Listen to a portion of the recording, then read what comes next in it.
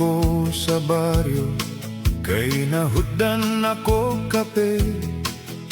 Sakay sa akong kabayo, nga gihingan lanog raki. Sa dihang nakita ko, usa ka maanyag nga babayi, nagtindog sa akong paboritong palitanan og kape.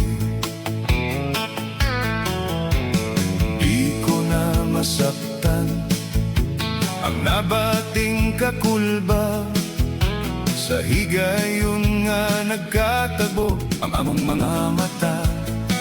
Pero wala na ako kaatras, wala na ako kapadagan, kay gilaso na niya ang akong dughan.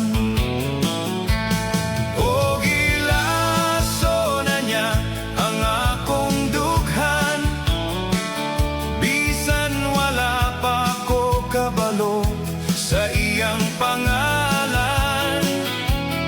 O gilaso na niya ang akong dughan, unsaon wa man kalikay ang dughan kong mahuyang.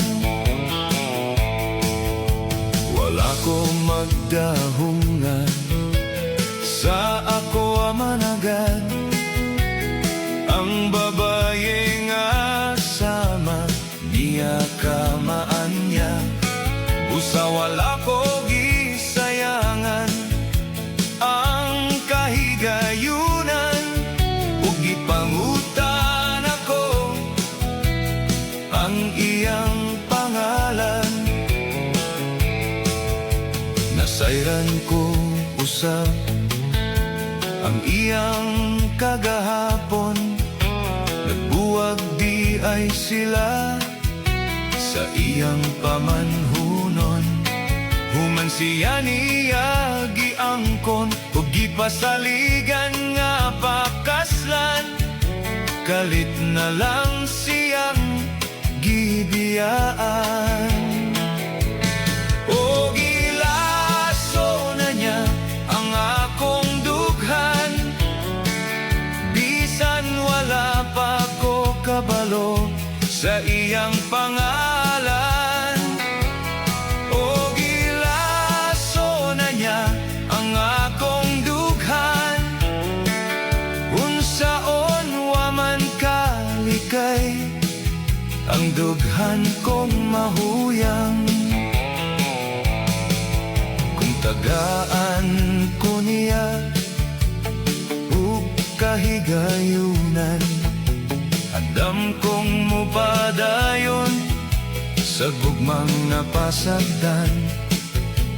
Ayaw isipa nga ang gibati ko kaluoy lamang, kaysa wala pa mi nagkaila. Gilaso na niya ang akong dughan.